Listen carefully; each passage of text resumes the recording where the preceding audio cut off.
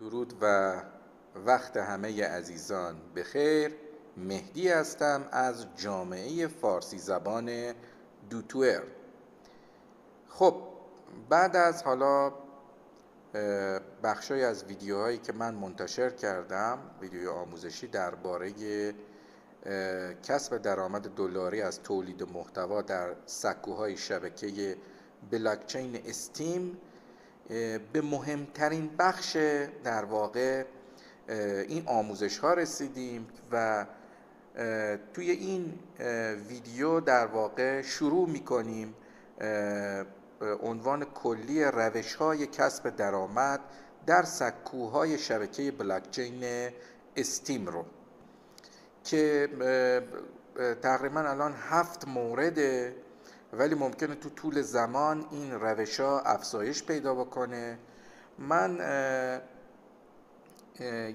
حالا توی این ویدیو به صورت خلاصه این روش ها رو نام میبرم و در ویدیوهای آتی سعی میکنم که در واقع هر کدام از این روش ها رو به تفصیل دربارش صحبت کنم و توضیح بدم و اطلاعات بیشتری رو با ذکر کامل جزئیات به شما بگم.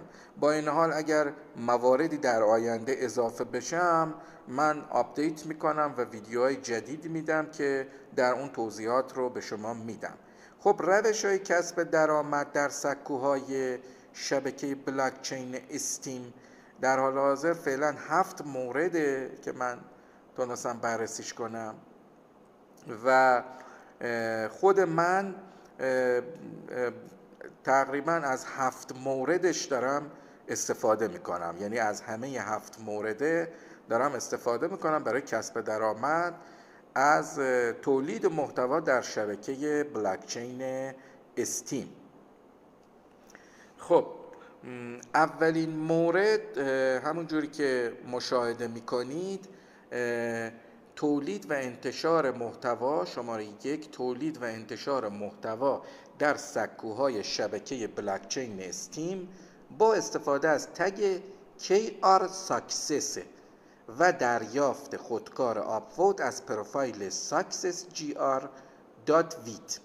یعنی شما زمانی که یه محتوایی رو منتشر میکنید توی شبکه بلاکچین استیم روی یکی از سکوهاش، اگر از این تگ استفاده بکنید به طور خودکار از پروفایل successgr آپوت دریافت میکنید که حالا این آپوت خیلی مبلغش زیاد نیست. خب بعد خدمت شما عرض کنم شماره 2 رو بخوام خدمت شما عرض کنم، تولید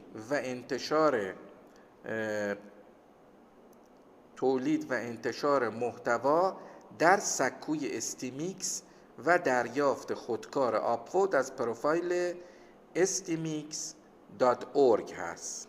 خب شما توی سکوی استیمیکس اگر محتوا تولید کنید و در واقع محتوای خودتون رو که تولید کردید اونجا منتشر کنید، به طور خودکار پس از 5 دقیقه یک آپوت تقریبا 20 سنتی، بین 20 تا 30 سنت دریافت میکنید از پروفایل stimix.org.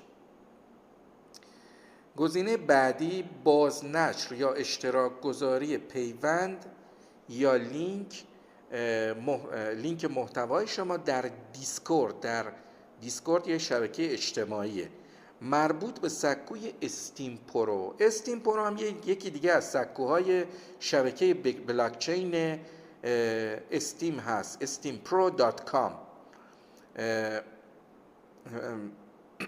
اگر شما لینک یا پیوند در واقع محتوای خودتون رو توی بخش پست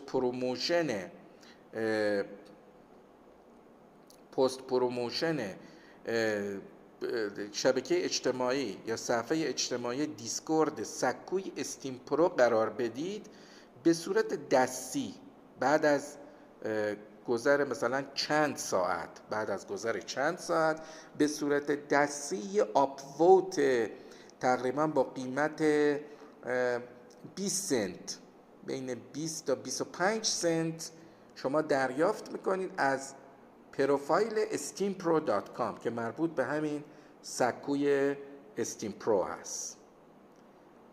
خب اینم در نظر داشته باشید. شماره 4،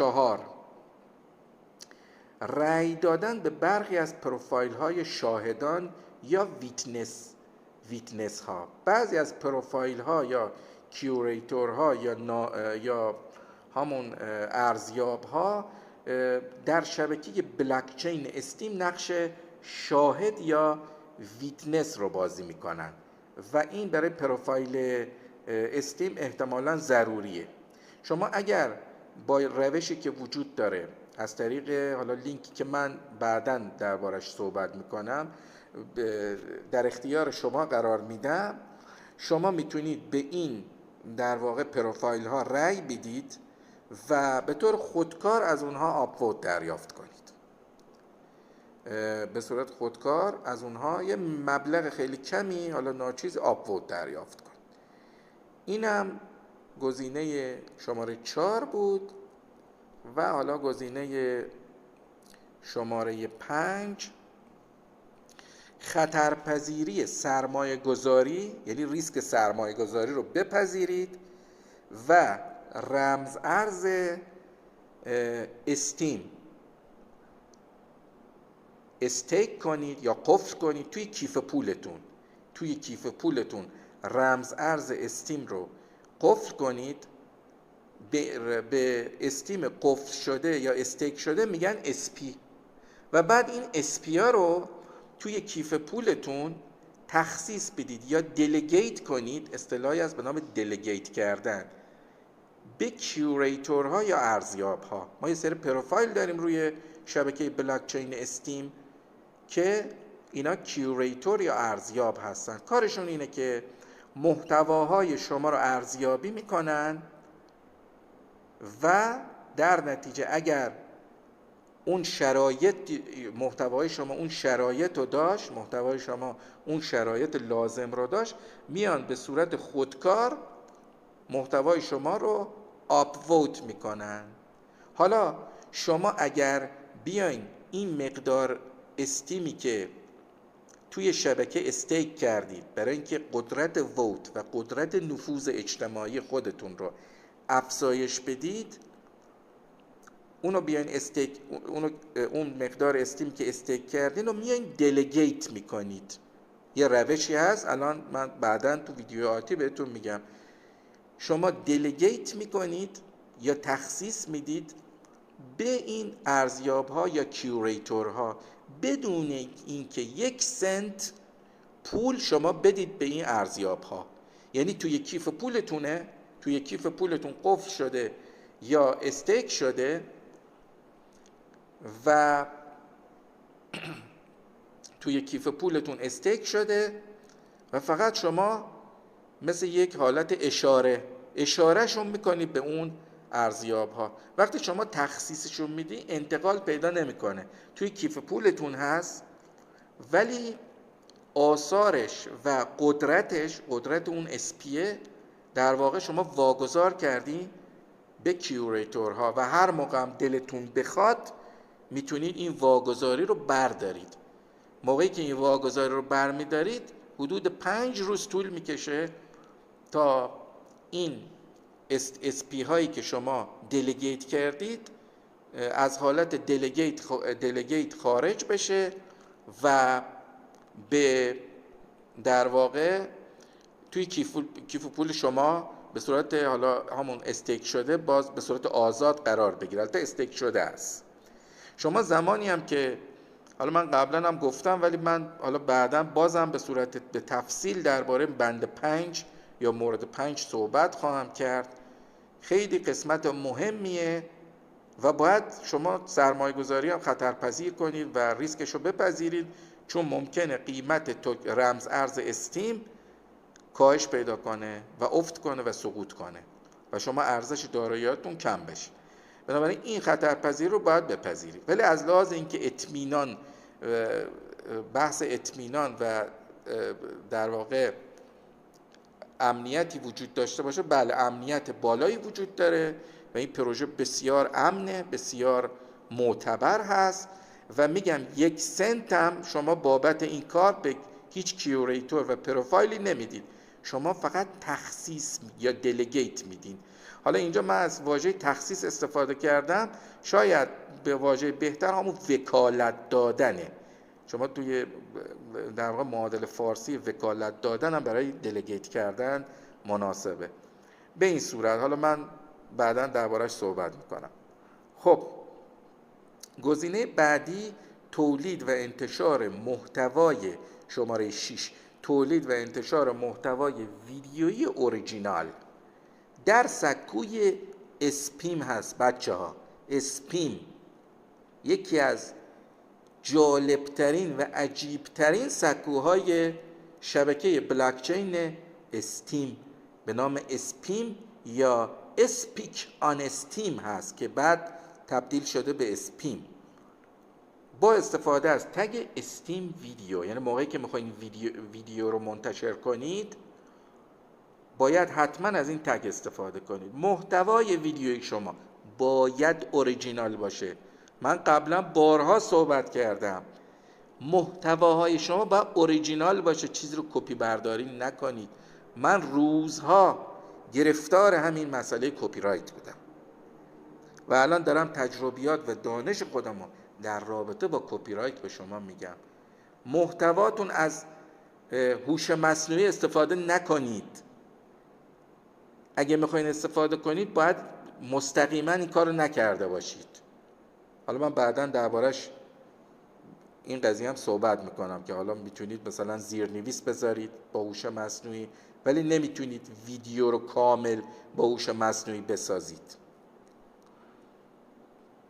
خب و تخصیص 5% از سود محتوای ویدیویی به پروفایل اسپیم. البته این تخصیص 5%یه وقتی شما میخواین منتشر بکنید اتوماتیک انجام میشه.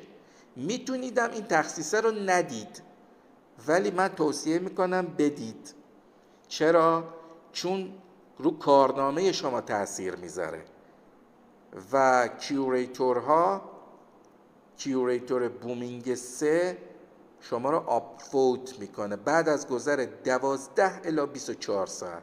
بعضی موقع ممکنه 4 ساعت باشه طول بکشه بعد از انتشار محتوای ویدیویی، 8 ساعت، 12 ساعت، 24 ساعت. نشد باید برید یقه‌شون رو بگیرید. من خودم سرم در اومد، اصلا تو لیستشون نبودم. هرچی ویدیو تولید میکردم میدیدم که اصلا اهمیتی نمیدن و این حالا بومینگ 03 به صورت اتوماتیک میاد شما رو آپوت میکنه ولی شما قبلش به وسیله کیوریتورهای شبکه پلتفرم اسپیم به وسیله کیوریتورها یا ارزیاب‌های پلتفرم اسپیم محتواتون بررسی میشه. اگه ویدیو اون ویژگی رو داشت، اون چیزی که اونا میخوان داشت، کپی رایت رو نقض نکرده بود، همه چیزش اوکی بود، شما میرید توی لیست سفید و خوشگلی که بعد این پروفایل اتوماتیک میاد شما رو، ربات هست این، میاد اتوماتیک شما رو آپوت میکنه و یه درآمد بسیار عالی بخش 6 به شما میده. تولید محتوای ویدیویی رو پلتفرم اسپیم بسیار درآمدزا است. البته این درآمدها همش قطره‌ای است. قطره‌ای. ما اینجا میلیونر نمیخوایم بشیم. ما میخوایم یاد بگیریم. تولید محتوا رو میخوایم یاد بگیریم. میخوایم عشق بورزیم به تولید محتوا و لذت ببریم. خب گزینه شماره 7 مهمترین گزینه هست و به شدت زمان بره و در طول ماه‌ها و سال‌ها ممکنه زمان ببره. افزایش تعاملات اجتماعی. افزایش تعاملات اجتماعی با کاربران قدرتمند، کاربرانی که دارای قدرت رأی بالا هستند، قدرت رأی بالا در شبکه بلاکچین استیم و دنبال کردن پروفایل آنها با امید اینکه افزایش پیدا کنه احتمال دنبال شدن شما به وسیله اونا. یعنی اینکه شما اینقدر تعاملات اجتماعی افزایش میدید. تعاملات اجتماعی چیه؟ کامنت بذارین، برید بخونید، مطالعه کنید، ویدیوهاشون رو ببینید، محتواشون رو. کار سختیه چون اونا انگلیسی زبان هستن، ایتالیایی هستن، فرانسوی هستن، اسپانیایی هستن، کره‌ای هستن، ژاپنی هستن، لاتین هستن. انواع گروه های مردم با فرهنگ‌های مختلف تو این شبکه وجود دارن و شما باید دنبال وجوه اشتراک با اونا باشید و با اونا تعامل اجتماعی داشته باشید. کامنت بذارید زیر پستاشون، درباره محتوایی که نوشتن اظهار نظر کنید و مداخله کنید، بحث کنید باشون، حتی مخالفت کنید باشون، موافقت کنید باشون، دوستشون داشته باشید. اونا هم دوستتون دارن، اونا هم میان شما رو، احتمال اینکه شما رو میان فالو میکنن و بعد چه اتفاقی میفته؟ محتوای شما دوست دارن، محتوای شما خوششون میاد، میان شما رو آپوت میکنن با قدرت ووت بالا، چون استیم بالایی رو استیک کردن و قدرت ووتشون بالا است. یه ووت به شما میدن، $1 $2 گیرتون میاد و همینجور کم کم کم کم کم کم زیاد میشه.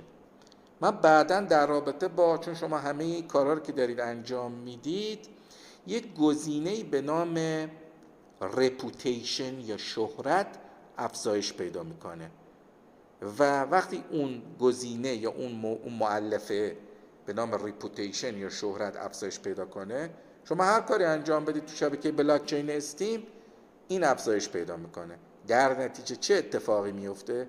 محتوای شما بیشتر دیده میشه. از همه گزینه ها بالاتر درآمد شماره 7 بالاتره، بعد شماره 6 بالاتره، این تولید محتوای ویدیویی، بعد سرمایه گذاری و استیک کردن، بعدش هم بقیه موارد. خب عزیزان من، حتما و حتما به این موارد توجه کنید، به این شبکه بپیوندید. من تا الان ندیدم هیچ کاربر ایرانی به این شبکه بپیونده و این باعث تأسفه، با اینکه من دارم الان اینا رو توضیح میدم و در ویدیو آیندهم درباره تک تک اینا من شروع میکنم به توضیح دادن و میبینید چقدر روش‌های مختلفی وجود داره. شما بازی میکنید، میایید گزارش میتونید تهیه بکنید از بازیتون و بذارید داخل، در واقع به صورت یه پست یا محتوا بذارید داخل شبکه بلاکچین، توی سکوهای بلاکچین استیم منتشرش بکنید. چه میدونم پیاده روی میکنید، ورزش میکنید، میتونید گزارش تهیه کنید بذارید داخل شبکه و محتوا تولید کنید درباره موارد بسیار زیاد. منتها باید حوصله، وقت و انرژی داشته باشید و علاقه‌مند باشید. آشپزی بکنید، یک به یک شروع کنید روش آشپزی رو، حالا چیزایی که میپزید رو به صورت یه محتوا بذارید توی شبکه بلاکچین استیم و خیلی مسائل دیگه.